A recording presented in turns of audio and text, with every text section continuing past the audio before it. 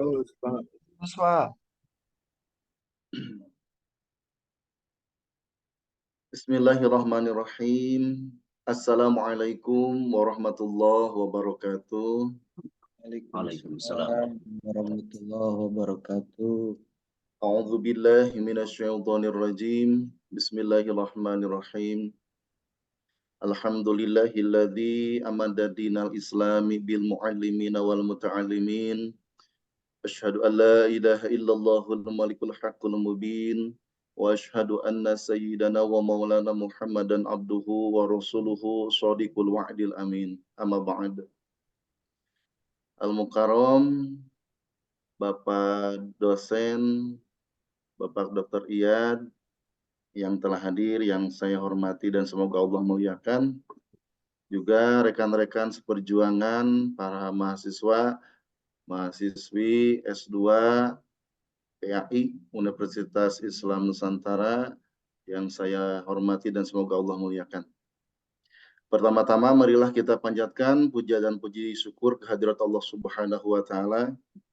Sholawat teriring salam semoga tetap terlimpahkan kepada baginda alam Nabi besar Muhammad Sallallahu Alaihi Wasallam, kepada keluarga, sahabat, tabiin tabiat, juga kepada seluruh umat, termasuk kepada kita sekalian. Semoga kelak kita mendapatkan syafaatul uzma darinya. Amin. Ya Allah, ya Rabbal Alamin. Hadirin yang berbahagia, pada kesempatan ini saya akan menjelaskan tentang al-madhahib al-fiqhiyah, keempat madhab fikih, yang pada dasarnya kemarin kelompoknya itu sebenarnya 2 orang. Kalau di dalam jadwal itu saya sendiri dengan Bapak Fuad Sahrul ya. Cuman kemarin pas persentase sebelumnya Pak Fuad mengikut ke kelompok Pak Ferry ya, ke F3. Jadi untuk sekarang ini saya sendiri aja. Bismillahirrahmanirrahim. Al-madhahib al-fiqhiyah adalah madhab-madhab dalam studi fikih atau hukum Islam yang dikembangkan oleh para ulama terkemuka sepanjang sejarah. Madhab-madhab ini menjadi landasan bagi berbagai praktik dalam keyakinan keagamaan di kalangan umat Islam dunia. Kita lanjut. Nah, dalam perkembangan Islam terdapat 4 madhab fikih yang dominan dan berpengaruh besar, yaitu yang pertama madhab Hanafi, kemudian madhab Maliki, madhab Syafi'i, dan madhab Hanbali.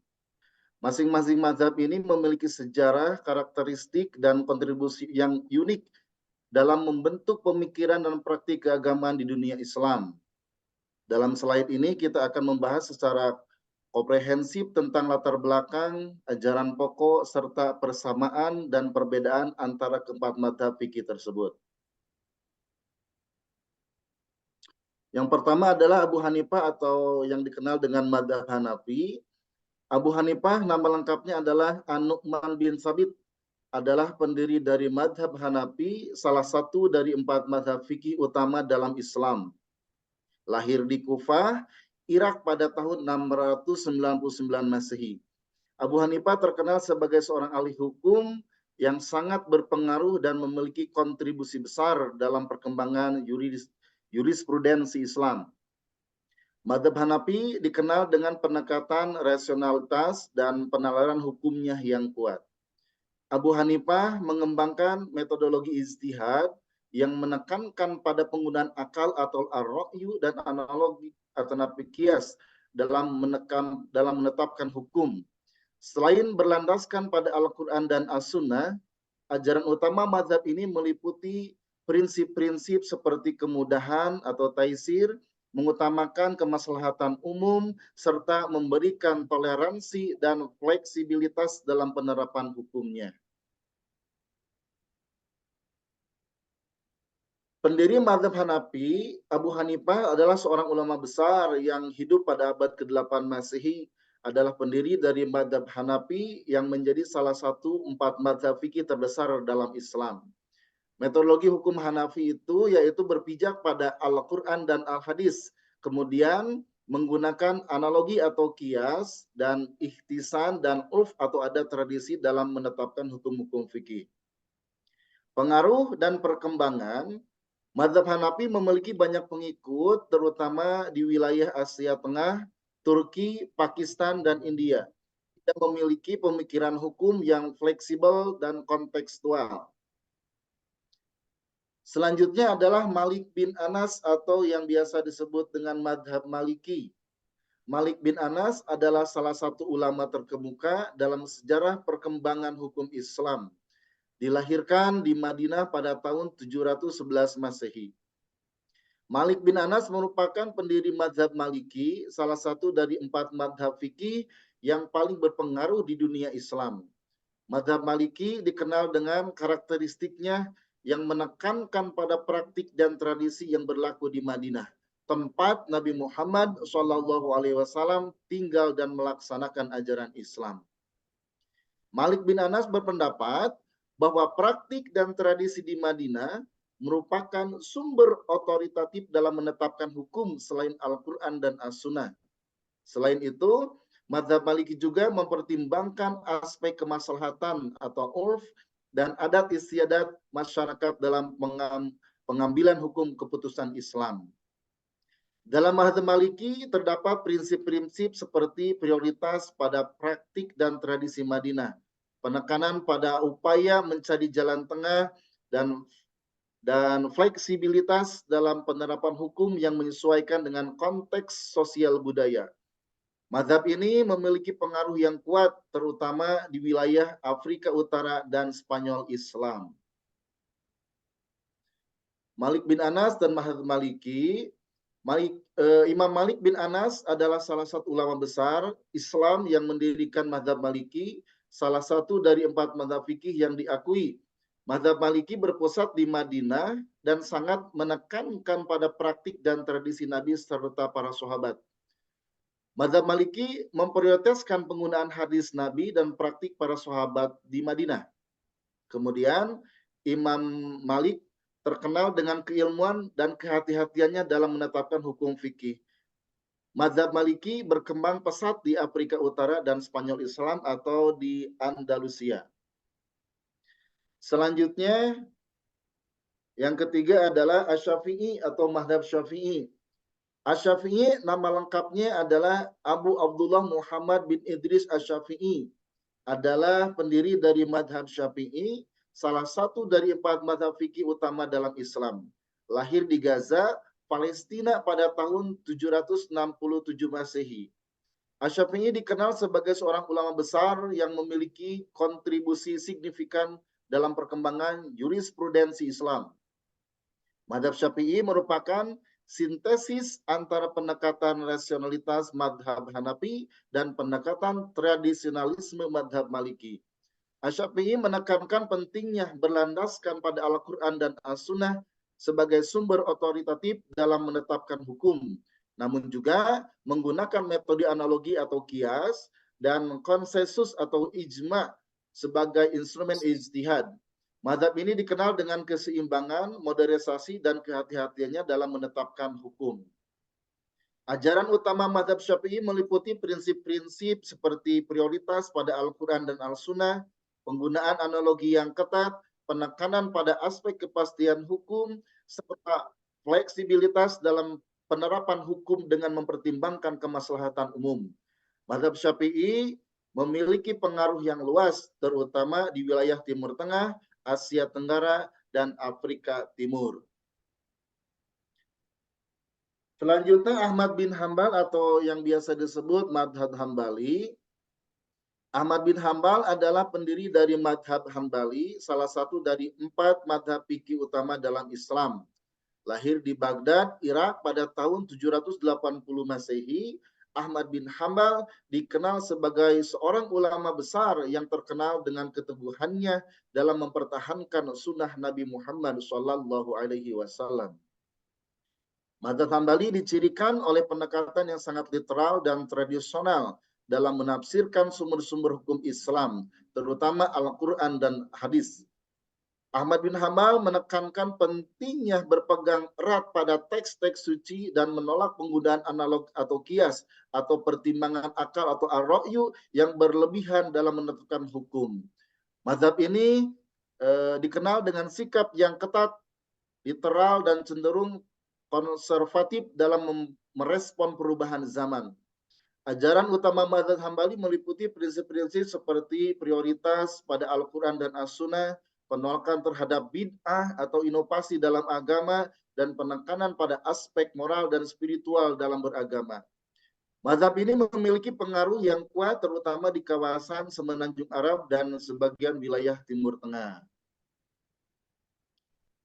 Nah, Imam Hambali, pendiri mazhab Hambali adalah salah satu dari 4 mazhab fikih utama dalam Islam, dikenal sebagai seorang ahli hadis dan ahli fikih yang sangat disiplin dalam berpegang pada Al-Quran dan Al-Sunnah. Pusat penyebaran mazhab Hambali, berkembang pesat di Timur Tengah, terutama di Arab Saudi. Masjid Nabawi di Madinah menjadi salah satu pusat utama pembelajaran dan penyebaran ajaran Hambali. Kemudian karya-karya fikih Hambali, kitab-kitab fikih mazhab Hambali seperti Al-Mughni, Al-Kafi, Azad, Al-Mustaqni menjadi rujukan utama bagi pengikut mazhab ini dalam menyelesaikan persoalan hukum Islam. Pengikut mazhab Hambali memiliki banyak pengikut di Arab Saudi, di Qatar, dan beberapa negara Teluk lainnya. Mereka dikenal dengan komitmen kuat terhadap Al-Quran dan As-Sunnah serta penerapan hukum Islam yang ketat. Nah, sekarang persamaan dan perbedaan keempat madhab. Persamaannya yaitu meskipun memiliki perbedaan yang signifikan, keempat madhab fikih utama dalam Islam yaitu Imam Hanafi, Imam Maliki, Imam Syafi'i, dan Imam Hambali juga memiliki beberapa persamaan mendasar. Yang pertama, persamaannya mereka sama-sama menjadikan Al-Quran dan As-Sunnah Nabi Muhammad SAW sebagai sumber hukum yang utama. Yang kedua, persamaannya mereka mengakui penggunaan metode ijtihad atau penalaran individual dalam menetapkan hukum meskipun dengan penekanan dan pendekatan yang berbeda-beda. Yang ketiga, mereka sepakat bahwa konsensus ulama atau ijma juga dapat menjadi sumber hukum, terutama dalam hal-hal yang tidak ditemukan secara eksplisit dalam Al-Quran dan As-Sunnah. Perbedaan sumber hukumnya, salah satu perbedaan mendasar di antara keempat madhab adalah penekanan pada sumber-sumber hukum yang digunakan. Madhab Hanafi lebih menekankan rasionalitas dan penggunaan analogi atau kias. Sementara Madhab Maliki mementingkan praktik dan tradisi di Madinah. Madhab Syafi'i berusaha menyeimbangkan antara teks dan rasionalitas, sedangkan Madhab Hambali sangat berpegang teguh pada teks Al-Quran dan Al-Hadis. Perbedaan metodologi ijtihadnya, masing-masing mazhab juga memiliki metodologi ijtihad yang berbeda-beda. Mazhab Hanafi dikenal dengan pendekatan rasionalistiknya, kemudian mazhab Maliki dengan penekanan pada urf atau tradisi lokal, kemudian mazhab Syafi'i dengan keseimbangan dan kehati-hatiannya, serta mazhab Hambali dengan kepatuhan literal terhadap teks suci. Perbedaan dari segi penerapan hukumnya, perbedaan mendasar lainnya adalah dalam penerapan hukum di lapangan. Mazhab Hanafi cenderung lebih fleksibel dan mempertimbangkan aspek kemaslahatan. Sedangkan mazhab Hambali lebih ketat dan cenderung konservatif. Mazhab Maliki dan Syafi'i berada di tengah-tengah dengan berusaha menyeimbangkan antara ketegasan dan fleksibilitasnya. Selanjutnya, kontribusi mazhab-mazhab fikihnya. Keempat mazhab fikih utama dalam Islam, Hanafi, Maliki, Syafi'i, dan Hambali, telah memberikan kontribusi yang sangat signifikan dalam perkembangan jurisprudensi dan pemikiran hukum Islam. Meskipun memiliki perbedaan dalam beberapa aspek, keempat mazhab ini telah memperkaya hasanah keilmuan Islam dan menjadi landasan perkembangan hukum dan praktik keberagaman di berbagai belahan dunia. Yang pertama kontribusinya yaitu pengembangan metodologi ijtihad. Keempat mazhab telah mengembangkan metodologi ijtihad atau penalaran hukum yang khas mulai dari penekanan pada rasionalitas, tradisi lokal, keseimbangan teks dan akal, hingga kepatuhan literal terhadap Al-Quran dan Al-Hadis. Hal ini telah memperkaya diskursus hukum Islam dan memberikan para ulama alat untuk merespon tantangan zaman. Yang kedua, kontribusi dari mazhab fikih itu kodifikasi dan sistematis hukum. Masing-masing mazhab telah memiliki kodifikasi dan sistematisasi hukum Islam secara komprehensif, sehingga memudahkan pembelajaran dan penerapan di kalangan masyarakat muslim. Karya-karya monumental seperti Al-Mabsut, Imam Hanafi, dan Al-Mudawamah karangan Imam Maliki, dan Al-karangan Imam Syafi'i, dan Al-Mughni karangan Imam Hambali menjadi rujukan penting bagi para ahli hukum Islam. Kemudian kontribusi selanjutnya adalah adaptasi hukum dengan konteks lokal. Mazhab ini telah menunjukkan kemampuan beradaptasi dengan konteks sosial budaya yang berbeda-beda. Misalnya, mazhab Maliki yang menekankan urf atau tradisi lokal di Madinah, atau mazhab Hanafi yang fleksibel dalam merespon perubahan zaman. Hal ini membuktikan bahwa hukum Islam mampu menjawab tantangan dan kebutuhan masyarakat di berbagai wilayah yang berbeda-beda tentunya. Selanjutnya, kontribusi selanjutnya dari keempat mazhab ini adalah pelestarian dan transmisi keilmuan melalui sistem pengajaran penulisan kitab dan pembinaan murid-murid. Keempat mazhab ini telah berperan besar dalam melestarikan dan mentransmisikan keilmuan hukum Islam dari generasi ke generasi. Hal ini turut menjaga keberlangsungan dan perkembangan pemikiran hukum Islam di seluruh dunia.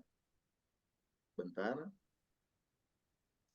Yang kelima, kontribusi dari mazhab fikih ini adalah pengaruh dan pemikiran dan praktek keberagaman. Ajaran-ajaran dari keempat mazhab fikih ini telah mempengaruhi corak pemikiran dan praktik keberagaman umat muslim di berbagai belahan dunia. Perbedaan mazhab telah memperkaya khasanah intelektual dan memberikan warna yang beragam dalam manifestasi keislaman. Nah, ini adalah kontribusi masih kontribusi empat mazhab dalam ilmu fikih. Satu, pendirian madhab, empat ulama besar, Abu Hanifah, Malik bin Anas, Syafi'i, dan Ahmad bin Hambal, mendirikan empat mazhab Islam yang menjadi landasan hukum dan teologi dalam kehidupan umat Islam selama berabad-abad. Kemudian karya monumental, masing-masing madhab menghasilkan karya-karya monumental dalam bentuk kitab fikih yang menjadi rujukan utama bagi umat Islam, seperti Al-Muwatta dan Al-Mudawwamah atau mazhab yang dihasilkan dari mazhab Maliki. Kemudian pengayaan hasanah ilmu, empat mazhab telah memperkaya hasanah ilmu fikih Islam dengan berbagai metodologi, debat, dan analisis hukum yang mendalam, sehingga melahirkan berbagai disiplin ilmu lainnya. Kemudian pengaruh mazhab fikih di dunia Islam. Pengaruh intelektual, keempat mazhab fikih utama dalam Islam, Hanafi, Maliki, Syafi'i, dan Hambali, telah memiliki pengaruh yang luas dan mendalam pada perkembangan pemikiran hukum dan keilmuan Islam di seluruh dunia. Ajaran-ajaran dan metodologi ijtihad yang dikembangkan oleh masing-masing mazhab telah melahirkan karya-karya monumental yang menjadi rujukan bagi para ulama dan cendekiawan muslim selama berabad-abad. Karya-karya klasik seperti Al-Mabsut, Al-Mudawwanah, dan Al-Mughni menjadi sumber inspirasi dan pedoman bagi umat Islam dalam menyelesaikan berbagai persoalan hukum. Pengaruh pendidikan, masing-masing mazhab fikih telah memainkan peran penting dalam pembinaan dan transmisi keilmuan hukum Islam melalui sistem pendidikan tradisional. Lembaga-lembaga pendidikan Islam seperti masjid, zawiyah, dan madrasah menjadi pusat-pusat pengkajian dan penyebaran ajaran dari masing-masing madhab. Para ulama dari keempat mazhab tersebut membentuk jaringan pengajaran, pembinaan murid, dan penulisan kitab-kitab klasik yang kemudian menjadi warisan intelektual yang tak ternilai bagi umat muslim di seluruh dunia. Pengaruh praktik keagamaan. Ajaran-ajaran dari keempat mazhab fikih telah mewarnai praktik keagamaan umat muslim di berbagai belahan dunia. Perbedaan mazhab yang terkadang tampak dalam ritual ibadah, interpretasi hukum, dan gaya hidup religius masyarakat muslim merupakan salah satu bentuk manifestasi pengaruh mazhab-mazhab ini. Meskipun demikian, perbedaan tersebut tidak menghalangi persatuan umat, melainkan memperkaya hasanah keberagaman dan menjadi cermin keragaman dalam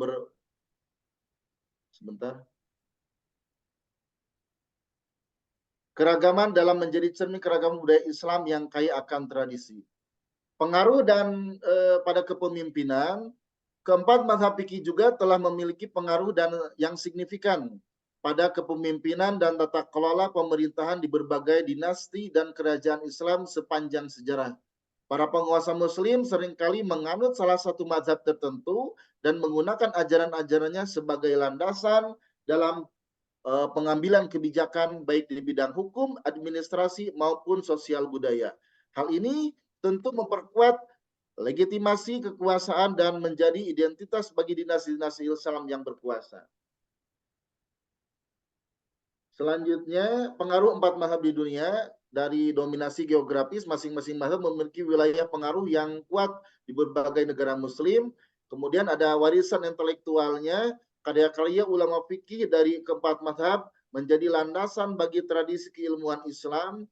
Kemudian ada keragaman praktik ibadah, berbagai mazhab menyebabkan keragaman dalam tradisi dan praktik ritual keagamaan umat Islam.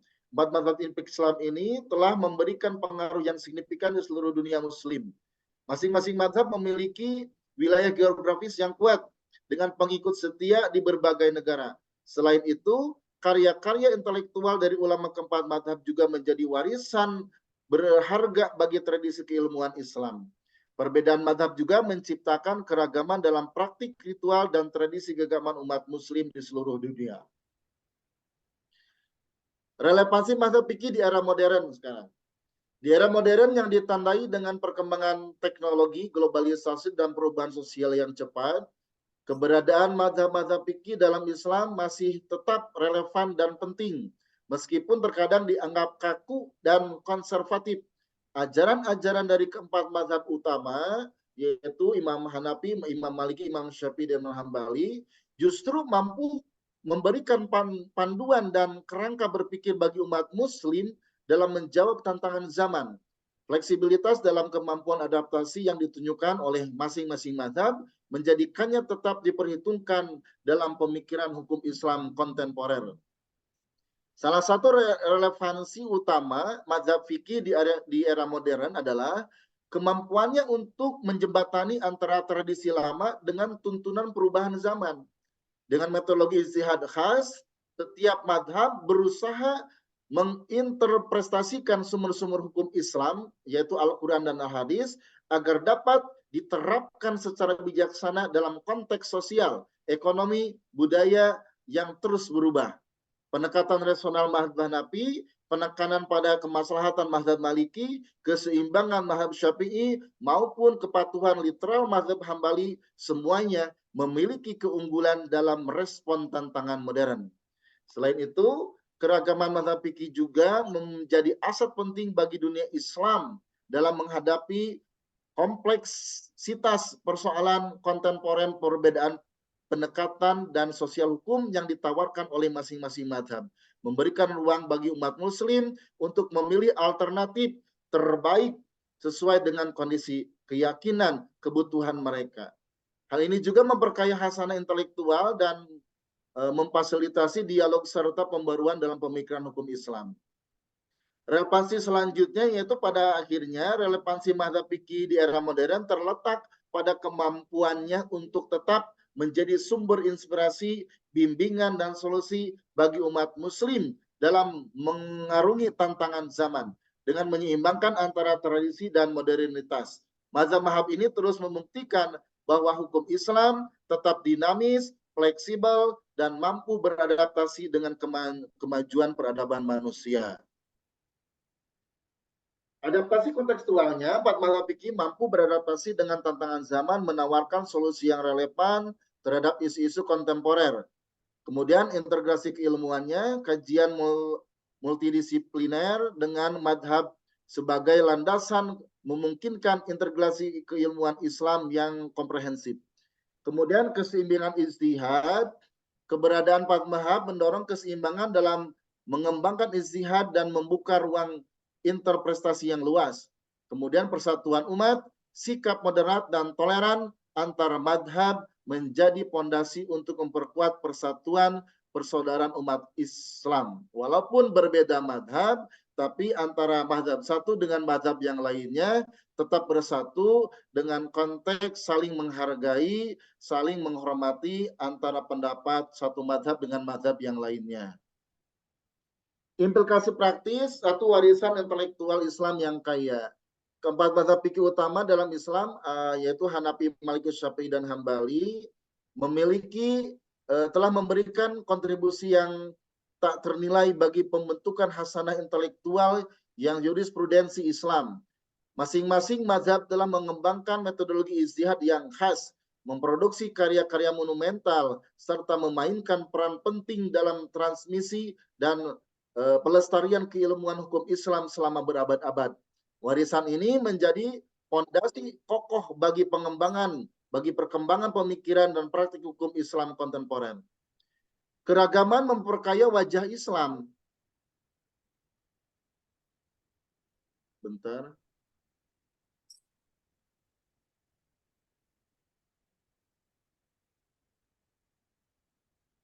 Perbedaan di antara keempat mazhab fikih utama bukan sesuatu yang negatif, melainkan memperkaya wajah Islam yang beragam. Masing-masing mazhab menawarkan pendekatan, metodologi, dan solusi hukum yang berbeda-beda, sehingga dapat menjawab kebutuhan umat muslim yang sangat heterogen. Keragaman ini mencerminkan fleksibilitas dan kekayaan tradisi intelektual Islam, serta menjadi refleksi bagi keberagaman budaya dan kondisi sosial ekonomi di dunia muslim. Di era modern, di tengah perkembangan zaman yang semakin kompleks, mazhab fikih masih tetap relevan dan penting bagi umat Islam. Dengan metodologi ijtihad yang adaptif, mazhab-mazhab ini mampu menjembatani antara tradisi dan modernitas, serta memberikan panduan hukum yang fleksibel dalam merespon tantangan kontemporer. Keragaman pendekatan yang ditawarkan oleh masing-masing madhab juga memungkinkan umat muslim untuk memilih alternatif terbaik sesuai dengan kondisi, kebutuhan, dan keyakinan mereka. Implikasi praktis bagi umat muslim, pemahaman yang baik tentang mazhab-mazhab fikih memiliki implikasi praktis yang penting bagi umat muslim. Pertama, menumbuhkan sikap toleransi dan saling menghargai di antara umat muslim untuk memilih solusi hukum terbaik dengan sesuai dengan kondisi dan kebutuhan mereka. Yang kedua, memungkinkan umat muslim untuk memilih solusi hukum terbaik sesuai dengan kondisi dan kebutuhan mereka. Yang ketiga, memperkaya wawasan dan pemahaman hukum Islam sehingga dapat diterapkan secara bijaksana dalam kehidupan sehari-hari. Keempat, mendorong kajian komparatif dan dialog konstruktif di antara ulama dan cendekiawan muslim. Yang terakhir, kesimpulan dan penutup, keempat mazhab fikih ini memberikan kontribusi penting bagi perkembangan ilmu fikih dan penegakan syariat Islam, masing-masing memiliki kekhasan dan keunggulan yang saling melengkapi. Keempat mazhab ini tetap relevan dan menjadi rujukan umat Islam hingga saat ini. Demikian presentasinya, semoga bisa dipahami oleh kawan-kawan sekalian. Untuk selanjutnya, sebentar. Ya, kalau bisa, atau siapa yang bisa mewakafkan untuk moderator nih, kasihan sendirian nih. Yang membantu beliau, yang siap moderator untuk mengatur jalannya nanti diskusi gitu ya. Biar tentunya lira gitu, kesian nih. Yang nulis ya bagaimana nih yang bertanya gitu. Mungkin bapak-bapak nih ada yang mau wakapan untuk jadi moderator nih. Ini Ya, sendirian baik. Pak Heri ya. Pak Heri, Iya. biar nanti saya temanin ya. Ini siapa ini teman-teman atau yang menjadi moderator mangga? Ya, baik, saya temanin Pak Heri. Pak Heri. Oh iya siap Iya, siap. Iya. siap. Alhamdulillah. Baik Bapak Ibu, demikian presentasi yang dapat disampaikan oleh Pak Heri. Mudah-mudahan bisa Bapak Ibu semuanya menyimak dengan baik. Kita buka sesi pertanyaan ya Pak Heri. Baik. Ya, mangga Bapak dan Ibu barangkali ada yang mau bertanya atau mungkin barangkali ada yang menambahkan, mangga kami persilahkan. Oh ya, Pak Ustadz Ajo, silakan Pak Ustadz Ajo pertanyaannya. Terima kasih Pak Ustadz. Izin bertanya, ini kajian materinya luar biasa sekali Pak Ustadz Heri ya. Yang pertama mengenai mazhabul fikih ini, kita kan sekarang sebagai generasi mutakhirin ya, semuanya sudah tinggal memahami bagaimana peninggalan para ulama dulu itu sudah sangat kompleks sekali terkait fikih gitu ya, khususnya ya syariat Islam. Yang ingin saya tanyakan adalah sejauh mana kita itu menggunakan mazhab ini gitu ya. Kan sekarang kita tuh mungkin secara simpelnya sudah memiliki pilihan gitu ya. Sementara mayoritas kan Indonesia mazhab Syafi'i gitu. Tapi di suatu hal tertentu kan kita juga ada kondisi di mana kita harus menggunakan mazhab yang lain. Ya yang gampangnya yang sudah populer itu kan ketika sedang haji, sedang tawaf dan sebagainya. Nah, tapi terlepas dari pelaksanaan haji yang diperbolehkan menggunakan fikih mazhab lain, apakah memang berganti-ganti mazhab itu sejauh mana itu dibolehkan dan dilarang? Ganti-ganti mazhab itu. Boleh nggak gitu dipakai asal kalau lagi mau pakai ini, kalau lagi mau pakai itu gitu. Itu satu ya. Yang kedua, di dalam konteks pendidikan, sejauh mana kita sebagai guru itu bisa mengajarkan tentang perbedaan mazhab ini ke siswa. Di kita enak sih ya, homogen. Siswanya nggak tahu dia mazhabnya apa. Tergantung nenek moyang, mungkin ya tergantung orang tua, tergantung lingkungan.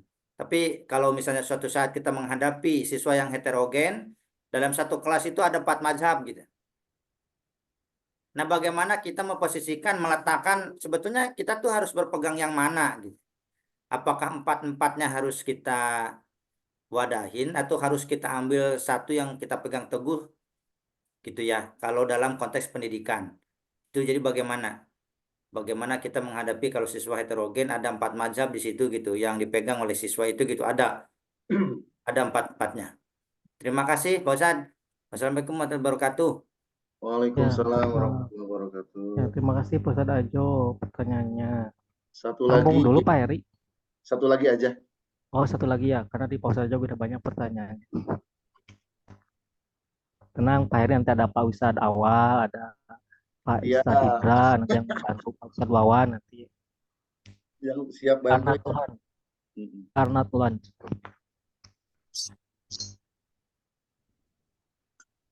Atau saya jawab dulu aja. Ya, mangga boleh Pak Heri.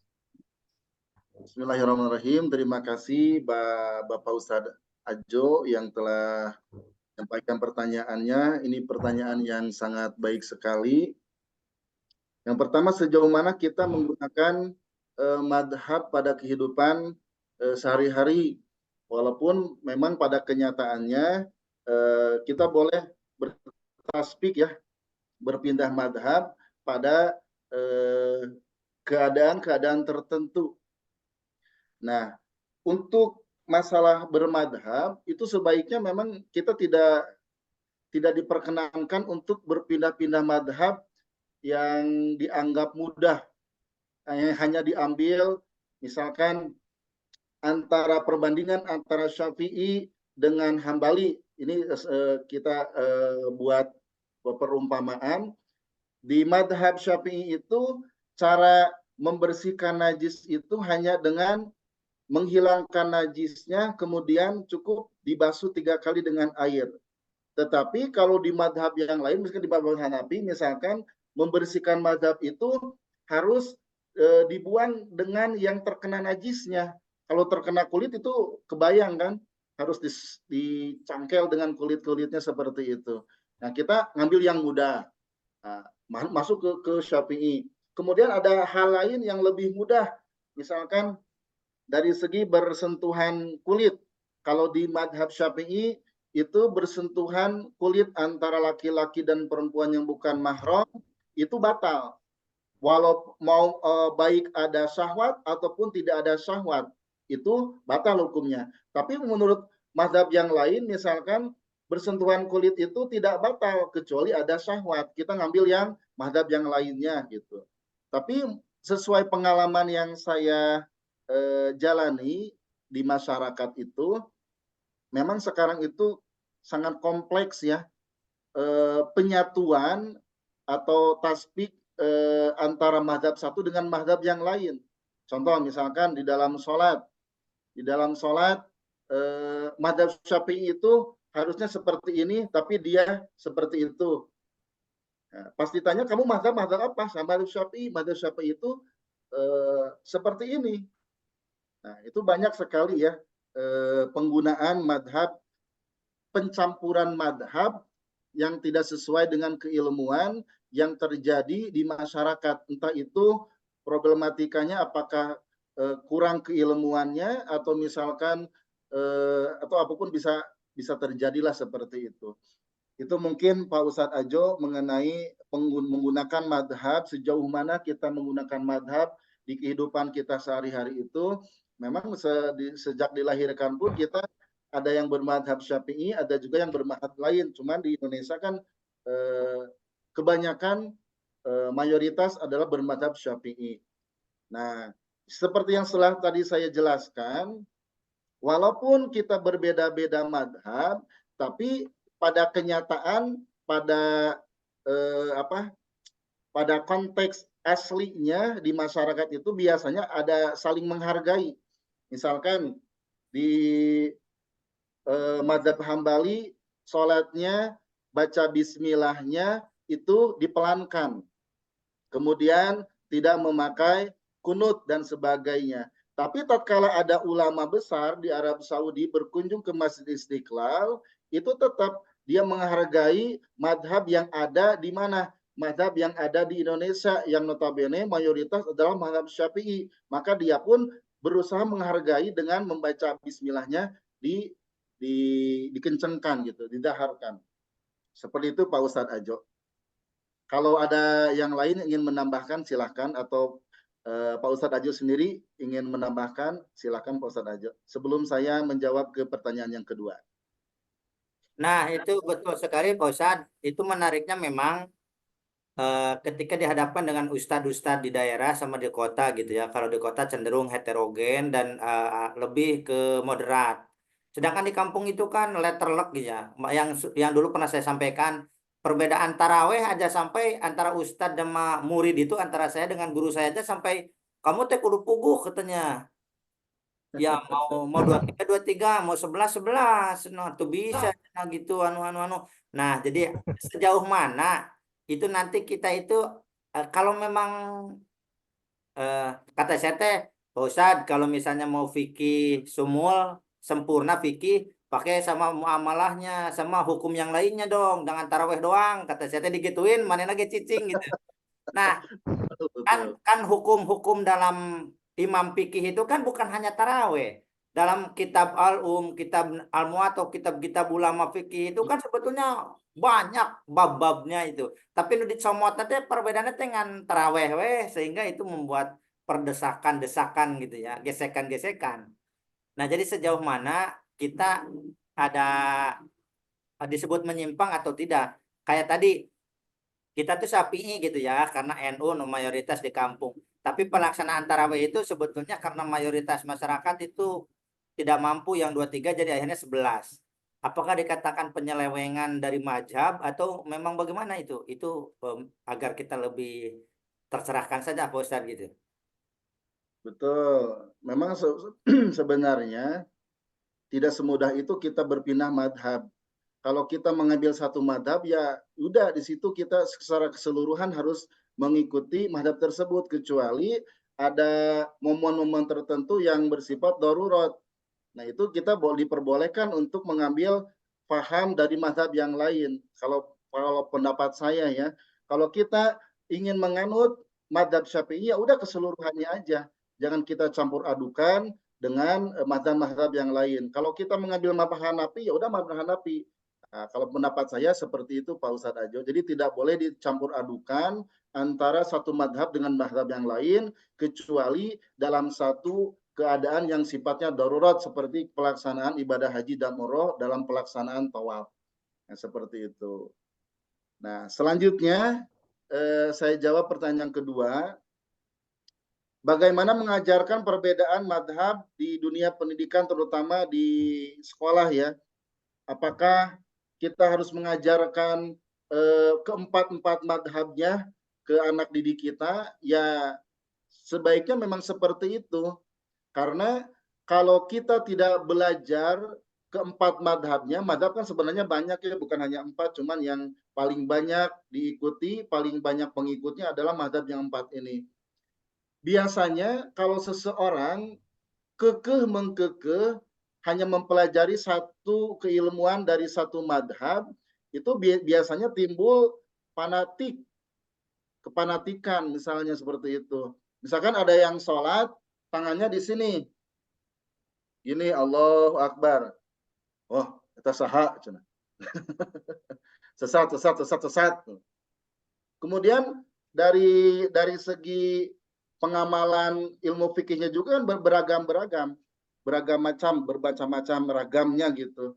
Ya, makanya ke anak didik pun diusahakan kita kasih tahu ke mereka dulu bahwa madhab yang kita jalani, yang kita anut itu adalah madhab Syafi'i. Nah, karena kebanyakan kita madhab Syafi'i, tapi di samping madhab Syafi'i juga itu ada madhab yang lain. Alangkah baiknya apabila kita belajar suatu ilmu, terutama ilmu fikih, karena ilmu fikih kan sifatnya furu ya, bukan qat'i.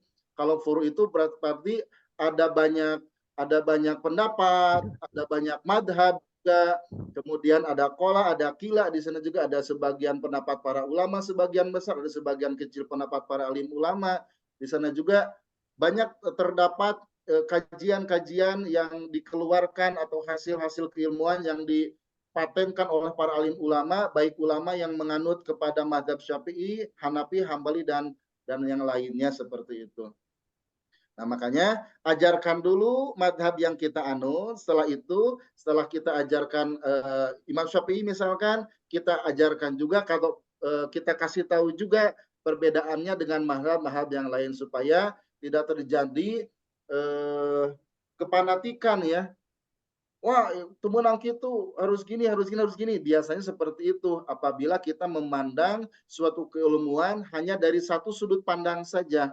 Tapi tatkala kita mempelajari keilmuan dari berbagai macam sudut, dari depannya kita belajar, dari samping kanan, dari samping kiri, juga dari belakang, kita mempelajari ilmunya, terutama ilmu fikihnya, maka insya Allah tidak ada sesuatu yang kita perdebatkan. Bahkan itu akan menjadi suatu hasanah keberagaman dalam bentuk beribadah kita kepada Allah Subhanahu wa taala. Seperti itu Pak Ustadz Ajo. Mungkin yang lainnya atau Pak Ustadz Ajo sendiri ingin menambahkan tentang bagaimana cara kita mengajarkan madhab di lingkungan pendidikan terutama di sekolah. Terima kasih.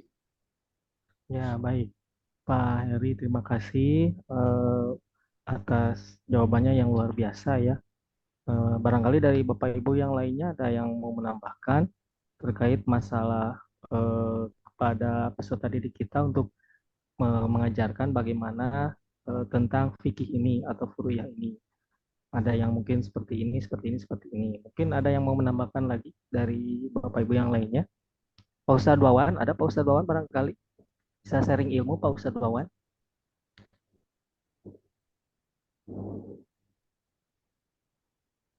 Atau Pak, ya, Pak Kosma, aku ya, tidak gimana? banget, tapi boleh nggak menambah masalah? Oh, mau menambahkan Tidak pertanyaan. menambahkan, tapi menambah masalah. Boleh nanti Eh, berdiskusikan, Bunda. Silakan. Oke, baik. Biar nanti dijawabnya sekalian karena masalahnya hampir sama.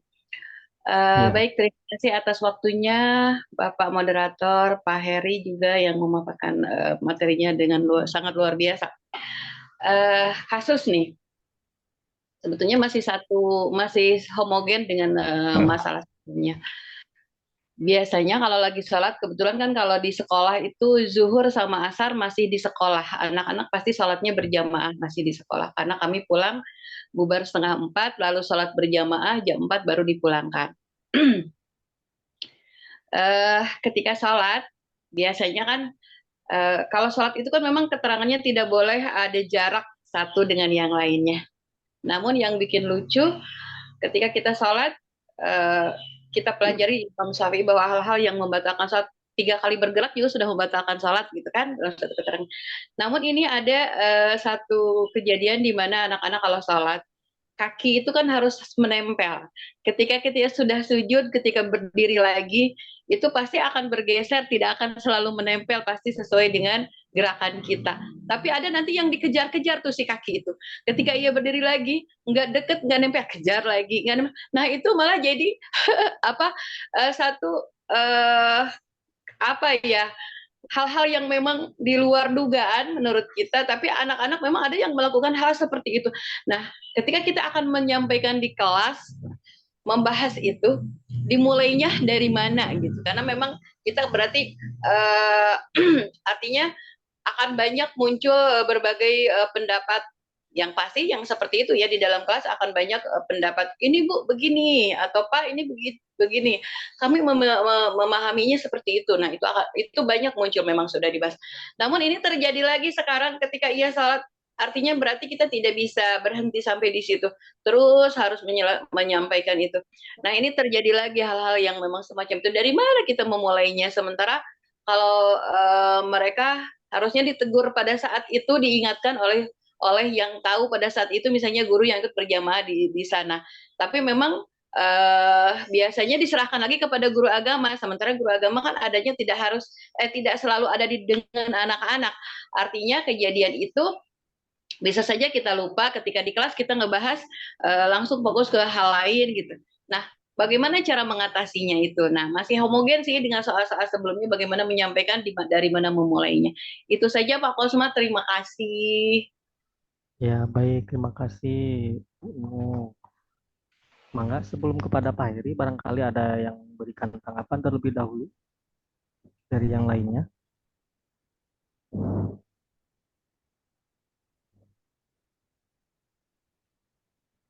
Pak Awal, ya Pak Awal.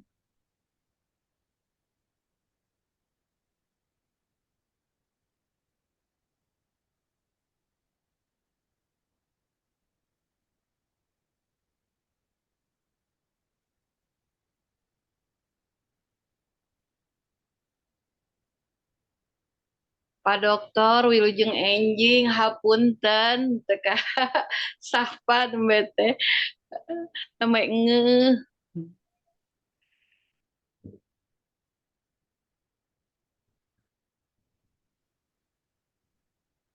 Ya Bapak Ibu silakan, barangkali ada yang mau memberikan tanggapannya terkait yang barusan yang Ibu Nung sampaikan. Lanjut aja ke pemateri itu Pak Ustadz Heri itu sudah bersenyum-senyum Pak Ustadz. Oh, ya udah, mangga Pak Heri. Siap. Aduh, jadi bantos ku Pak Ustadz Ajo itu. Ya, itu posad aja tuh kumaha. Bade samina wa atona wa ya. Baik, Ibu siapa tadi yang bertanya? Maaf. Bu Nung. Ibu Nung. Ya. Kalau misalnya ada perbedaan atau kesalahan, mohon dikoreksi Bu Nung ya. Nah, dalam konteks seperti tadi, kejadian yang tadi dialami oleh Bu Nung, ada beberapa kejadian, diantaranya dalam satu keadaan sholat berjamaah, mungkin Bu Nung itu ya, kalau munfarid mah, biraku pas sedek sampean mual gitu. Nah, biasanya yang saya ketahui itu memang asalkan dia melakukan hal seperti itu, merapatkan kaki kiri dengan kaki kanan dengan orang yang di sampingnya itu, asal ada dalilnya, asal jelas keterangan yang dia anut itu tidak jadi masalah. Yang jadi masalah itu harusnya dia mempraktekkan hal seperti itu pada apa ya? Pada golongannya juga, pas dia sedang berjamaah dengan orang-orang yang menganut paham seperti dia. Baiknya itu baiknya. Kalaupun memang dia melakukan hal seperti itu tidak dengan yang lainnya, alangkah baiknya dia mengikuti yang banyak. Harusnya seperti itu. Nah, bagaimana hukum berpindah gerakan secara apa ya, 3 kali berturut-turut gitu ya? Kita tanya dulu mungkin apakah dia penganut Imam Syafi'i atau bukan. Kalau dalam mazhab Syafi'i, 3 kali gerakan yang dilakukan secara berturut-turut itu bisa membatalkan sholatnya. Apalagi kalau dari segi kaki itu berbeda dengan tangan. Kalau tangan 1 kali putaran ke atas ke bawah itu dihitung 1. Tapi kalau kaki ke atas 1, ke bawahnya 2, itu 2 gerakan disebutnya. Nah, kalau misalkan dia menganut mazhab Syafi'i, alangkah baiknya diperjelas lagi secara pendekatan, karena kita juga tidak tahu latar belakang pendidikan dia di rumah atau latar belakang pendidikan di keluarganya, apakah dia menganut mazhab apa atau dia menganut apa, kita kan belum tahu. Alangkah baiknya melakukan pendekatan terlebih dahulu sebelum kita menegur secara langsung setelah kita melihat apa yang dia kerjakan dalam sholat seperti itu. Jadi kita lakukan, jangan dipanggil, kalau dipanggil nanti takutnya nggak enak anaknya ya. Kita datangi aja, kita bertanya dulu, tapi jangan yang mengarah langsung ke maksud dan tujuan kita menginterogasi atau memberi arahan supaya sholat, jangan seperti itu. Kita dekati dulu, kemudian kita cari tahu latar belakangnya dulu. Setelah kita tahu ternyata keluarganya juga mengadut mazhab Syafi'i. Kalau mau mengadut mazhab Syafi'i, ya udah kita kasih pengarahan secara pendekatan lah seperti itu, Bu Nung. Dan memang alangkah baiknya kalau ada orang yang seperti itu dilakukannya sesamanya juga, itu baru diperbolehkan. Kalau dengan yang lainnya biasanya seperti itu, Bu Nung ya. Bahkan di sini dijelaskan juga segala hal hanya dapat dijadikan hujah ketika memang dilakukan oleh sahabat secara keseluruhan ya, bukan sebagian. Jadi kalaupun ada ya sesama dianya juga seperti itu nggak apa-apa. Kesimpulannya, asalkan dia melakukan hal seperti itu dalam pengembangan ilmu fikihnya, asal ada dalilnya, asal ada argumentasinya, referensinya dia ngambil dari hadis atau ngambil dari kitab atau dari mana, asalkan ada referensinya itu bisa kita bisa kita terima ya keadaan seperti itu. Kalau dia belum tahu ya udah kita ajarin aja dengan cara kita mencari latar belakang dari keluarganya dulu. Mungkin keluarganya berbeda madhab atau berbeda pemikiran dalam masalah fikih sholatnya seperti itu, Bu Nung. Yang lainnya kalau ada yang mau menambahkan silahkan. Ya, baik. Terima kasih Pak Ustadz Heri sudah menyampaikan, sudah memberikan jawaban dari pertanyaan dari Ibu Nung.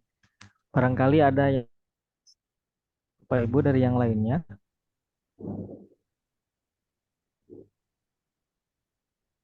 Baik, kalau tidak ada kita langsung saja ke Pak dosen untuk memberikan penguatan kepada Pak dosen Bapak Dr. Haji Yat Suryadi. Kami persilakan untuk memberikan penguatan materi terkait yang tadi. Mangga Pak Dokter.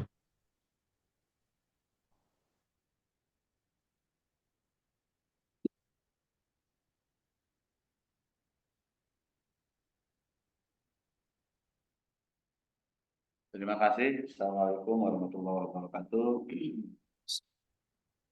Waalaikumsalam warahmatullahi wabarakatuh. Waalaikumsalam warahmatullahi wabarakatuh. Alhamdulillah kita diskusi dengan tema ini kalau berkaitan dengan fikih gitu kan ya, itu tentunya pasti kita akan ada apa ya, penafsiran perbedaan begitu kan, karena punya apa namanya tuh latar belakang yang berbeda. Yang pertama tentunya saya juga mohon maaf tidak ya, kita sama-sama untuk mengkaji lebih kepada aspek merekonstruksinya.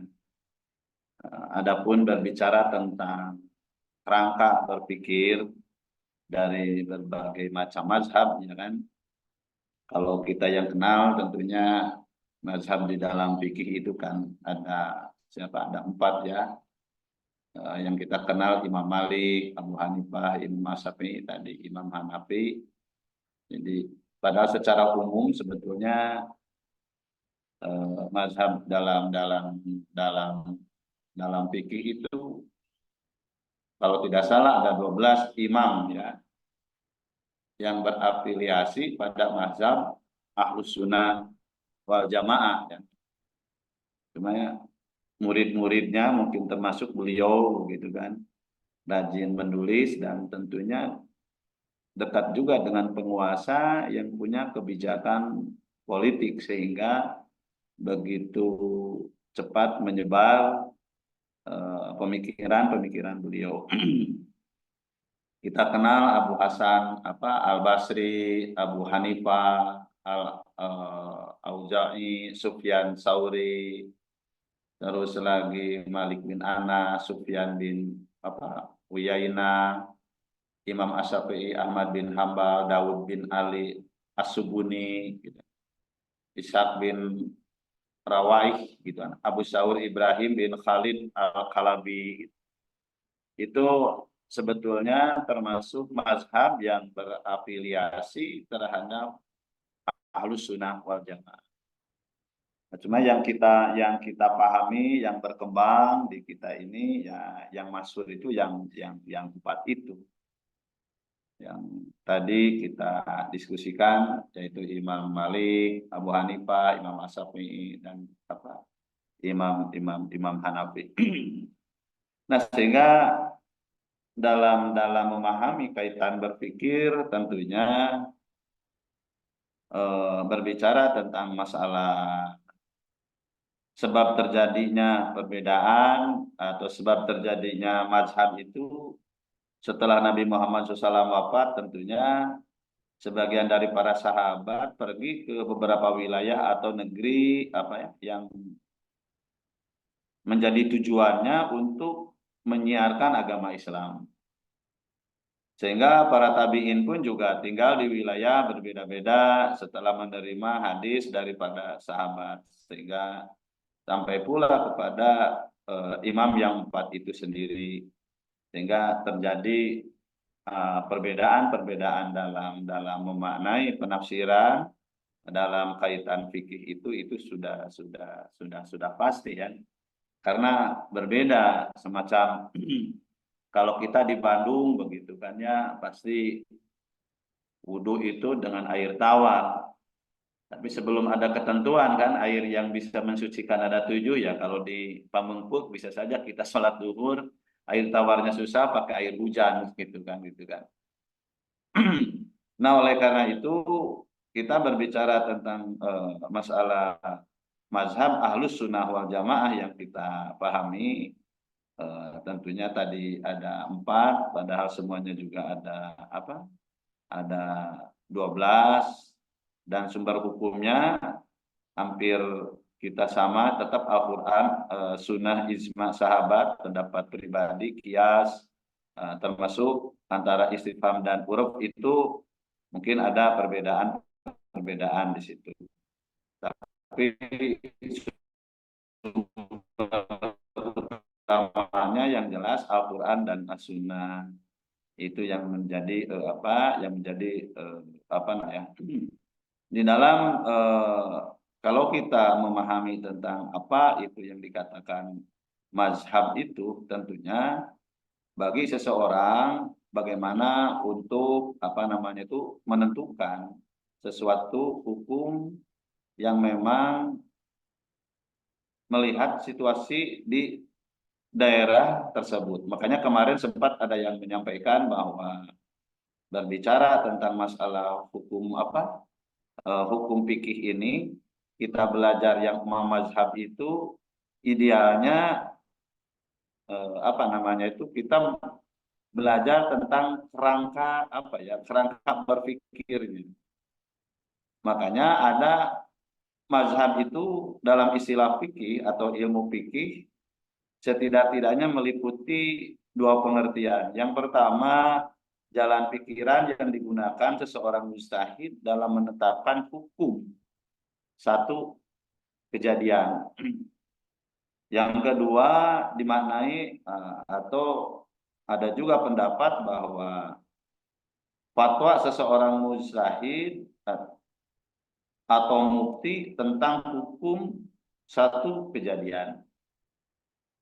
Jadi yang pertama digunakan seseorang mujtahid dalam menetapkan hukum satu kejadian ataupun seorang mufti pendapat atau fatwa seorang mujtahid atau mufti tentang hukum satu kejadian. Nah, di sini apalagi berbicara tentang fikih itu akan semakin dinamis begitu kan. Bahkan kalau saya sering-sering bercanda begitu, ketika orang disiplin tok dengan ilmu fikih gitu kan. Dan fikih itu banyak menggaransinya. Contoh kita melaksanakan tadi sholat 5 waktu sesuai dengan syarat dan rukun.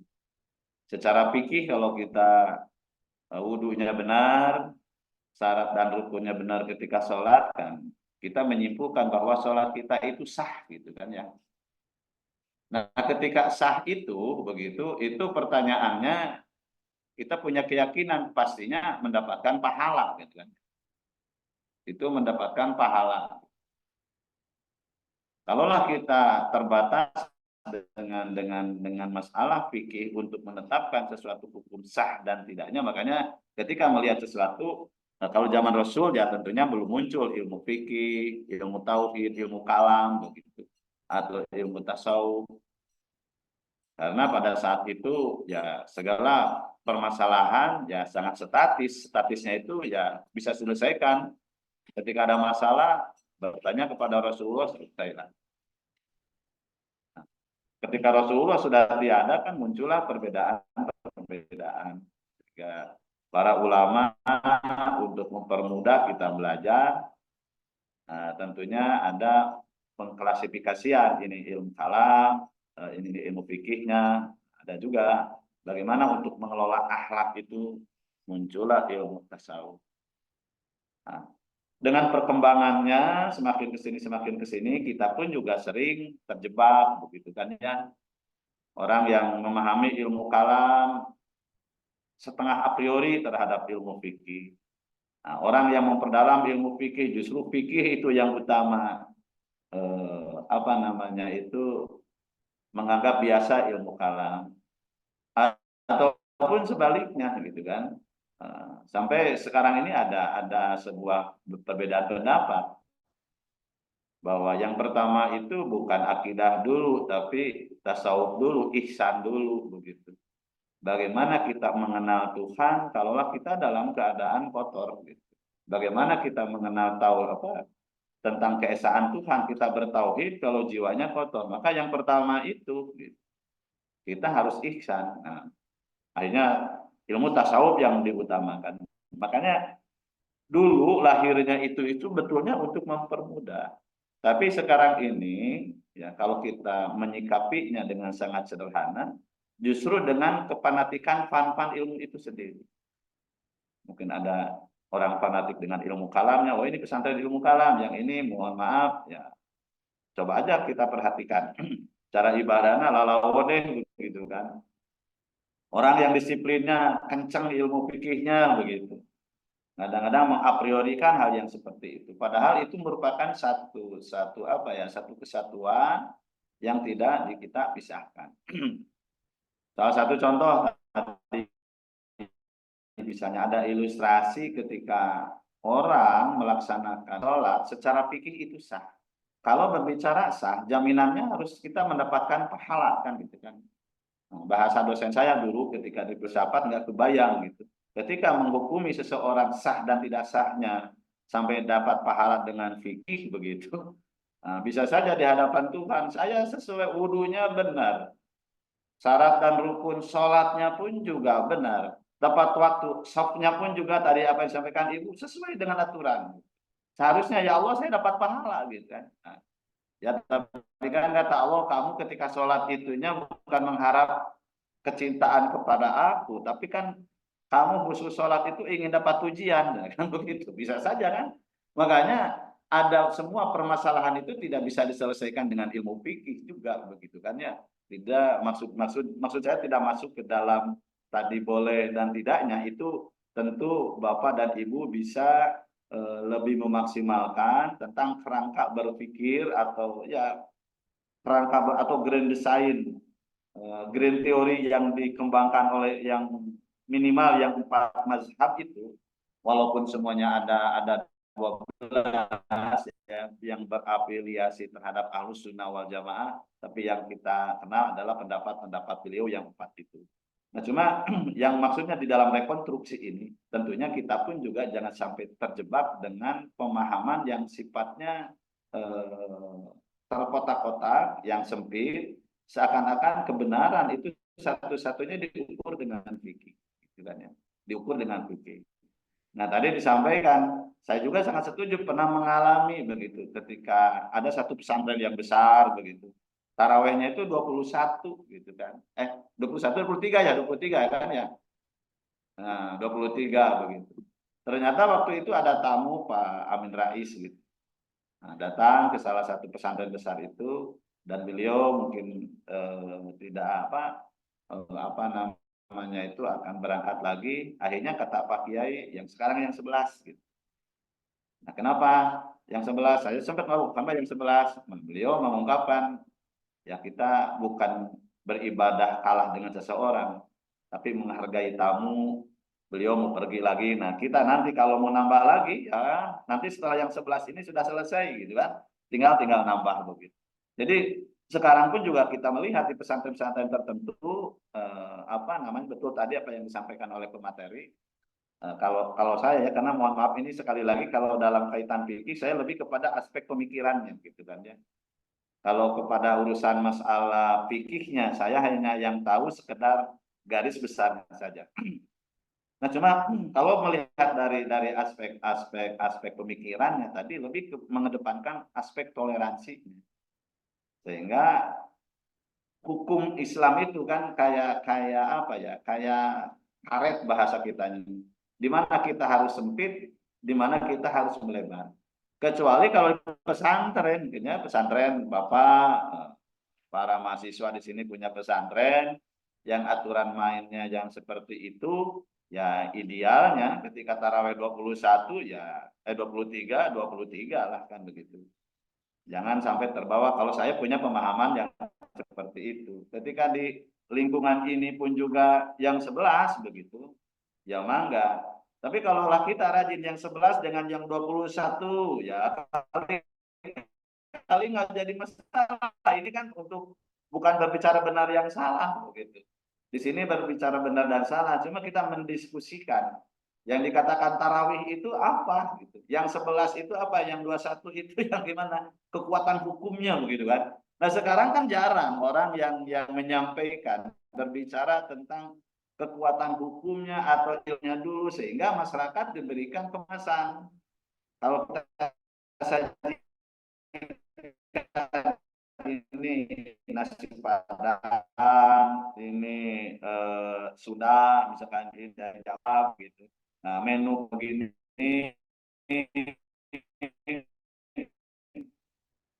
menu sudahnya begini dan seterusnya gitu kan. Bisa sesuai dengan kemampuan dan keyakinannya.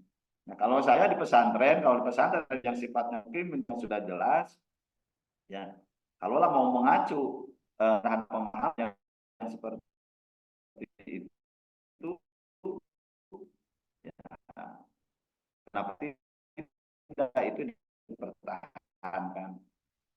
Hambali bukan dijadikan sebagai apa ya, imam dalam konteks ini, tetapi dijadikan rujukan. Ketika dia mau beristihad, menetapkan sebuah hukum, punya sempat suatu saat kunjungan ke Burunan LDII gitu ya. Saya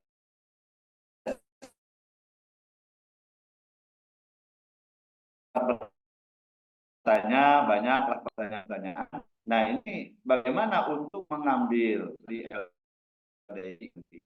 Nah, itu tetap buka, termasuk yang 12 itu dia buka gitu. Nah yang tepat yang diputuskan dengan kelompok ini, tapi dia memutuskan pakai rujukan dari kitab-kitab yang yang pendapat ulama-ulama yang terdahulu.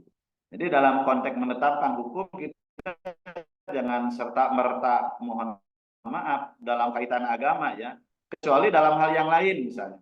Tempat saya kemarin disampaikan dalam toharoh kalau kita berwudu begitu kan, harus syaratnya kan sudah jelas dalam fikih, 2 ulah ukurannya jelas.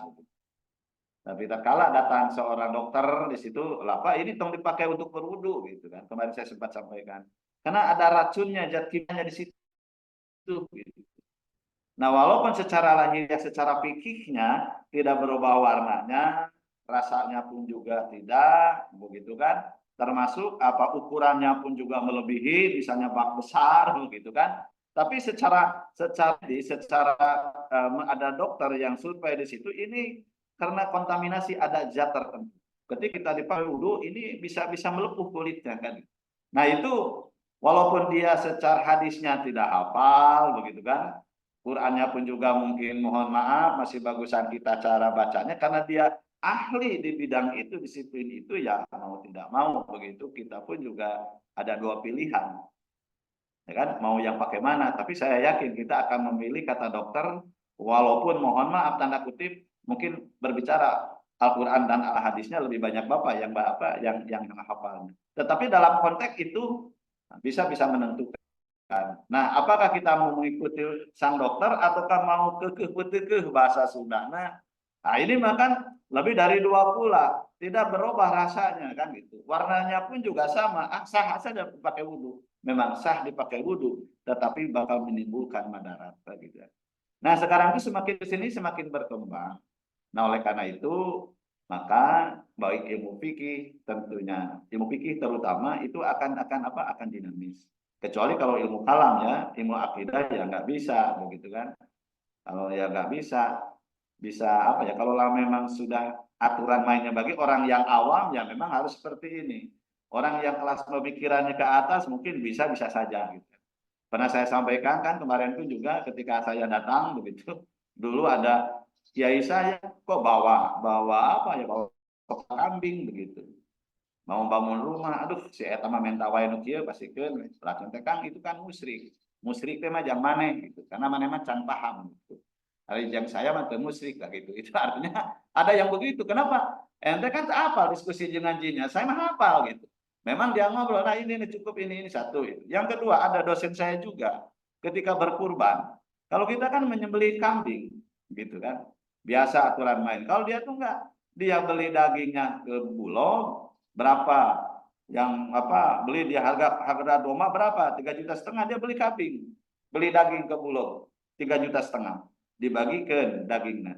Kata saya tuh kan, Prof ini gimana kamu jangan bertanya, kalau kamu setuju ikuti tapi jangan protes. Makanya saya ini diperbuat untuk saya, bukan untuk keluarga saya. Kenapa? Kan yang sampainya inti daripada kurban itu takorubnya kan begitu. Inti daripada kurban itu kan takorubnya. Coba kalau disembelih capek-capek, masyarakat kadang-kadang wah kayak itu tadi. Tapi ini begitu Idul Fitri, Idul Adha, saya beli daging, bagikan daging semua masyarakat fakir miskin itu cepat untuk untuk menikmatinya. Kalau Anda setuju ikuti, kalau tidak setuju jangan protes gitu kan. Ada hal-hal yang kayak gitu muncul gitu kan. Nah, apakah kita menyalahkan kepada orang yang seperti itu, ya kan? Ataukah memang menjustifikasi bahwa itu tidak sampai pahalanya kepada Tuhan karena tidak sesuai dengan aturan main begitu kan? Ya nggak bisa juga begitu, karena dia punya pemahaman bahwa kurban itu takorubnya, bukan nyembelihnya. Tapi kan kita Prof ini menyembelih itu kan bagian daripada takorub begitu kan begitu. Yang penting ente kalau memang setuju ikuti, kalau tidak setuju tong protes kan begitu. Nah itu artinya adalah hal yang memang di apa ya, menurutnya ya mungkin pemahaman kita dan keyakinan kita, doktrin kita seperti itu. Tapi dia setiap kurban, beberapa kali kurban itu beli daging 3,5 juta, dibagi-bagi-bagi, tolonglah disik-sik dan seterusnya langsung dibagikan kepada fakir miskin. Nah artinya kalau dari asas manfaatnya begitu. Kata beliau, ini udah jelas daging kata beliau begitu. Nah, dan intinya saya memahami kurban itu adalah takorubnya. Jadi bukan berarti meninggalkan syariatnya. Nah itulah hal-hal yang sering kita akan nampak, apalagi sekarang ini gitu. Sekarang ini. Contoh misalnya, nanti kalau mau ada sepak bola ini di Persib, kan sebentar lagi nih gitu. Kan antara jamaah itu kan Posordo ada aturan mainnya kan begitu. Ini orang dekat pakaian dijamah keliling dulu kan karena cekek kan begitu. Kenapa? Jalan-jalan dulu lah biar bisa dijamah kan begitu. Nah, artinya ada juga orang yang jamah itu karena jaraknya, ada juga orang karena waktunya.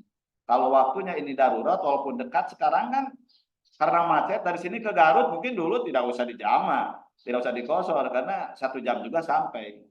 Tapi sekarang dari sini ke Garut pun juga bisa saja suatu saat, apalagi Ramadan itu macet bisa setengah hari kan begitu. Nah artinya hal-hal yang seperti itu dalam konteks fikih itu bisa terjadi sebuah perubahan. Nah oleh karena itu bagi kita mungkin bagi kita ini yang sudah mempopulerkan kelas menengah ke atas dalam konteks berpikir, sudah tidak terjebak lagi terhadap dogma-dogma yang sifatnya mengikat, saling menyalahkan di antara kita. Justru kita menghargai, bahkan mungkin kita punya tantangan ketika berbicara Imam Asy-Syafi'i, Imam Maliki, Imam Hambali, apalagi yang 12 itu kita paham, lebih kepada kerangka berpikir yang dibangun berpikir. Sehingga apa sih Imam Syafi'i melatar yang sampai menentukan harus segini batal wudhu gitu. Apa yang namanya Imam Malik misalnya dalam wudhu itu begitu tidak batal yang melatar belakanginya. Termasuk kan Imam Malik itu yang namanya kurban itu bisa dikatakan wajib bukan sunnah. Karena ada salah satu hadis yang mengancam barang siapa orang yang sudah mampu untuk berkurban tidak berkorban layak roban namusolana kan begitu ya. Jangan, kalau tidak salah itu Bapak dan Ibu mungkin lebih paham, janganlah coba-coba mendekati tempat sholatku. Nah ketika ada ancaman itu kan dalam kaidah fikih itu apa tuh, artinya itu satu kewajiban kan gitu. Nah sehingga mereka menetapkan bahwa kurban itu satu kewajiban. Nah antara di kita dengan di Mesir, di Pakistan, terus lagi di Jordania gitu kan, terutama di Pakistan dan Mesir itu kurban itu satu kewajiban.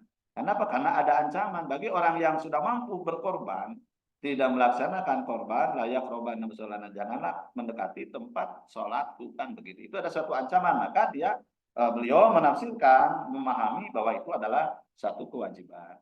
Nah kalau kita mengambil sunnah dari mana Imam Asy-Syafi'i, karena para sahabat Umar bin Khattab begitu kan pernah tidak berkurban. Pernah tidak berkurban bukan berarti dia tidak punya untuk beli kambing. Beliau memberikan sebuah gambaran yang dikhawatirkan kurban itu adalah satu kewajiban sama dengan wajibnya sholat. Gitu. Sehingga sunnahmu mungkin kalau kita ada sunnah muakkad lah kan begitu kan. Sunnah bagi orang yang sudah mampu. Tapi Imam Malik itu kan bahwa kurban itu satu kewajiban. Nah, dari mana alat ukurnya mampu itu? Beliau punya kerangka alat ukurnya. Yang dikatakan wajib itu misalnya boleh waktu ada ada uang ataupun untuk makan sekian hari, misalkan untuk keluarga dan seterusnya. Kalau kita kayak zakat fitrah lah begitu. Jadi memahami orang wajib zakat fitrah itu alat ukurnya itu apa begitu. Nah, mereka pun juga bahwa kurban itu adalah kewajiban, bukan sunnah.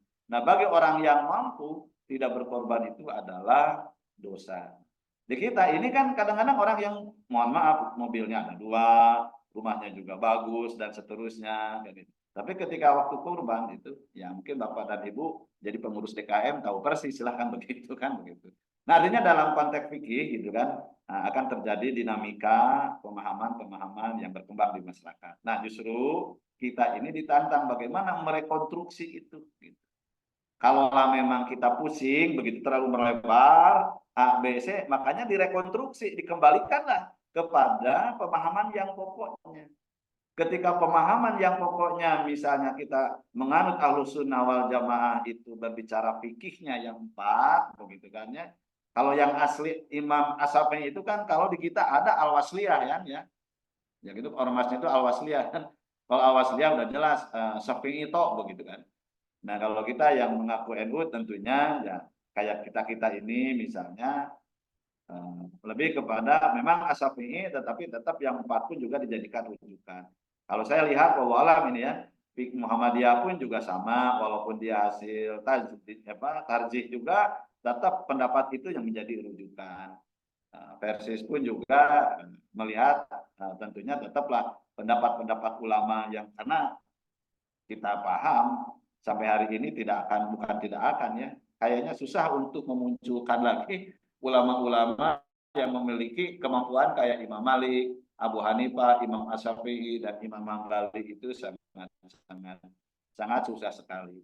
Daripada kita menjahit baju sendiri gagal begitu, kita punya kain bagus gitu kan, kita jahit, tahunya gagal begitu. Akhirnya ya nggak bisa kepake. Nah, daripada ngejahit sendiri nggak bisa, lebih baik kita beli baju yang sudah jadi dan bagus bisa dipakai begitu. Kalau saya punya pemahamannya begitu gitu kan ya.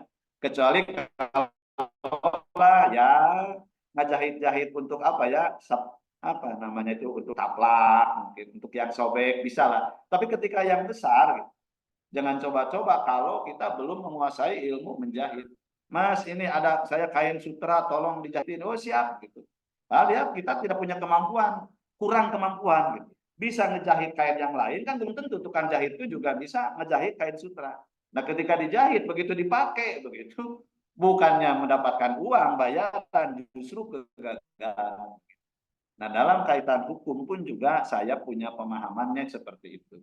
Ketika hal-hal tertentu kita kembalilah merekonstruksi kepada yang pokoknya. Karena coba-coba kita pun juga beristihad begitu yang dikhawatirkan gitu. Yang dikhawatirkan begitu. Itu ya tadi itu daripada jadi baju sehingga kita harus mendapatkan uang, justru sebaliknya. Baju dipakai nggak enak, kita harus mengganti lagi kain. Mendingan kalau kainnya murah ini mahal lagi kan begitu. Seharusnya kita dapat pahala, justru kalau menyesatkan, nah itu yang dikhawatirkan. Nah, dalam kaitan-kaitan hukum fikih. Nah, kembali kepada permasalahan yang tadi, terjadilah hal-hal yang kayak gitu, tentunya kita harus bijak, karena banyak juga di masjid saya, ada orang yang sholat gitu, karena harus dirapatkan terus gitu. Nah, yang pinggirnya gitu kan, bercanda juga jujur nama heureuy terus kapinggir saking tarik ngajegang kan dari cangkil kan begitu. Ada juga di masjid saya kasus yang kayak ibu tadi itu gitu. Jadi yang pinggirnya itu ada kesepakatan kita sholat di sini gitu. Saya masuk ngajegangnya. Nah, dikasih jarak ngajegang, ngegeser. Ada ngajegang teuing kan cangkel kan begitu ujung-ujungnya mana akhirnya jadi mainan begitu. Nah, mungkin kita harus arif lah di situ. Jadi yang dikatakan harus rapat bermakna hakikinya gimana, rapat di mana majazinya gimana. Yang jelas kita punya pemikiran begitu. Ari ayeuna dihijikeun diinjek dek usuk kumaha jelas makomoning. Kaki urang kecil anu nginjeknya kakinya gede bari kuat gitu lain baca iftitah nu jelas mah kukulut teu hate teh eta suku urang ka jadi teuing kan gitu. Akhirnya menyarekan kadinya nyarekan ke imam lila teuing suku urang kecepit gitu kan, itu bisa terjadi hal-hal yang seperti itu kan begitu.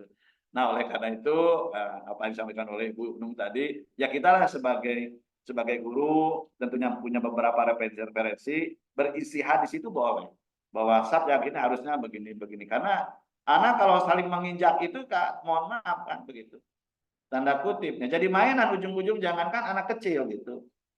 Nah, itu apalagi saya pernah ada kasus begitu di masjid tertentu, nggak usah diomongin lah begitu kan, ketika taraweh sama begitu, yang diinjeknya itu anak, nah yang orang tua begitu, dan memang temperamental, dia dicekat emosi, diangkat kakinya, diinjek kakinya, kan ketika sholat ngorowok, aduh kan gitu coba. Artinya apa? Nah hal-hal yang kayak gitu.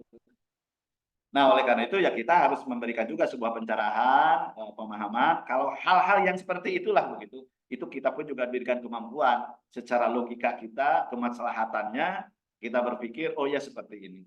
Tapi hal-hal yang substantif begitu kan, yang substantif, yang memang esensi begitu, ya itu lebih dikembalikanlah kepada pokoknya. Kalau kita mengalami paham seperti ini, kembalikanlah bagaimana kerangka berpikir Imam Asy-Syafi'i berkaitan dengan ini. Kalau dia memutuskan seperti itu dan bisa dilaksanakan, laksanakan begitu. Itu kalau saya punya pemahamannya seperti itu. Nah, kalau memang itu susah untuk dipahamkan, ya bertanyalah kepada orang yang ahli di bidang ini, tentunya kita bicarakan. Ketika kita ada keputusan pun juga hasil istihad kita bersama. Itu mungkin yang bisa saya sampaikan, dan tentunya mohon maaf sekali lagi kalau berkaitan dengan fikih. Nah, karena saya mungkin ikut kuliahnya dulu dari filsafat begitu, lebih kepada aspek pemikirannya. Kalau mau masuk kepada ranah fikih itu Pak, rada keungkeung begitu, karena fikih itu selalu dinamis begitu kan. Makanya saya kalau mempelajari ini kerangka berpikir Imam Malik, Imam Hambali, misalkan Imam Asy-Syafi'i, supaya clear gitu. Pelajarilah apa sih yang kerangka Imam Syafi'i itu begini. Nah, ketika ada sesuatu memang kaidah-kaidah yang bisa membolehkan tadi, gitu kan, semacam nuju atel gitu. Kan mun atel teh digaruk sekali kan gitu kan, kumaha carana gitu. Lamun teh digaruk aduh gitu kan. Komoning yang di belakang magatalnya gitu kan gitu. Nah, itu kan kumaha carana kan gitu. Nah, artinya ya kita lah bisa menentukan kumaha sekali, apakah satu kali itu berturut-turut ataukah sekali heula berhenti dulu atau bagaimana. Nah, kan itu ada ya dalam Safinatun Najah pun juga ketika kita belajar di pesantren ya sedikit-sedikit lah pernah saya belajar dari guru tentang masalah itu. Jadi itu berbicara tentang masalah apa namanya itu istihad di dalam konteks hukum ini, dalam fikih ini merupakan satu kondisi yang sifatnya dinamis begitu. Jadi bahwa jalan pikiran yang digunakan seseorang mujtahid dalam menetapkan hukum suatu kejadian. Nah, Bapak dan Ibu bisa saja gitu. Ketika di sekolah barudak teh kalah parasea ieu teh kakina teh dihijikeun teh ngariung kumaha tuh gitu. Cari aja lah kemaslahatannya. Nah, yang kedua, pendapat atau fatwa seseorang yang dianggap yang sangat pintar menurut kita dan dia paham, ini punya masalah seperti ini Pak, bagaimana gitu. Nah, memang kan dalam fikih itu kan taklid itu tidak jadi masalah, dan memang kitanya nggak bisa begitu. Kalau ilmu kalam ya mungkin nggak bisa. Kalau dalam fikih ya kayak kita ngejahit gitu. Kalau nggak bisa ngejahit baju ya wayana ke orang lain gitu aja lah. Jadi jangan coba-coba gitu. Kita nggak bisa ngejahit, coba-coba ngejahit, bukan jadi gagal ayam gitu. Nah itulah dalam hukum itu kayak gitu. Kalau saya mengilustrasikannya begitu. Nah sekarang banyak orang yang nggak bisa ngejahit, pura-pura bisa, ujung-ujungnya gagal terus kan begitu. Nah itulah jangan sampai ngambil resiko seperti itu kalau kaitannya dengan ilmu fikih. Itu saja, mungkin ada yang kurang puas sengaja biar Bapak dan Ibu membaca terus gitu kan ya. Karena kita kuliah di S2 nanti dilanjutkan Bapak Ibu di S3, justru kita untuk lebih berpikir arif, mendalam terhadap sesuatu permasalahan. Karena dulu pun juga saya pernah belajar fikih Ahlus Sunnah wal Jamaah begitu. Kalau dulu saya yang namanya Ahlus Sunnah itu kan berpikir Imam Asy-Syafi'i begitu kan. Terus setelahnya belajar begitu, oh iya gitu kan, agak sedikit paham. Kita mengklaim Ahlus Sunnah. Ahlus Sunnah itu, Ahlus Sunnah wal Jamaah itu yang mana? Kan kita tahu ya, kemarin sampaikan yang kerangka berpikir, kalau fikihnya yang 4 itu, kalau hadisnya apa yang kita biasa begitu kan, Imam Bukhari yang 7 gitu kan. Kalau berbicara tentang masalah ilmu kalamnya Asy'ari dan Al-Maturidi, ketika berbicara tentang tasawufnya Imam Al-Ghazali kan, Imam Al-Junaid Al-Baghdadi. Nah, Imam Al-Junaid Al-Baghdadi dengan Imam Al-Ghazali kan kerangka berpikirnya sedikit ada perbedaan begitu. Tapi diakui itu bahwa pemikiran Ahlus Sunnah wal Jamaah. Nah, ini pun juga ketika kita mengakui sebagai Ahlus Sunnah wal Jamaah, berbicara fikihnya bagaimana, berbicara tentang ilmu kalamnya bagaimana, berbicara tasawufnya mana yang menjadi rujukan. Sehingga ketika kita memahami itu semua, insya Allah akan lebih bijak begitu untuk menyampaikan sesuatu permasalahan. Tapi kalau berkaitan dengan hukum begitu, ya kita harus hati-hati. Jangan sampai tadi itu sekali lagi kita coba-coba menjahit padahal orang can paham gitu. Bukannya kita mendapatkan uang bisa dipakai, justru akhirnya mengalami kegagalan. Nah, itu jangan sampai terjadi seperti itu. Itu saja. Sekian, terima kasih. Wassalamualaikum warahmatullahi wabarakatuh. Waalaikumsalam warahmatullahi wabarakatuh. Terima kasih Pak dosen yang memberikan penguatannya kepada kami. Mudah-mudahan kita bisa lebih menggali lagi ya Bapak Ibu dengan lebih banyak membaca. Kita tutup dengan doa kifaratul majlis semua. Subhanakallahumma wa bihamdika. Subhanakallahumma wa bihamdika. Asyhadu an la ilaha illa anta astaghfiruka wa atubu ilaik. Ada jasa.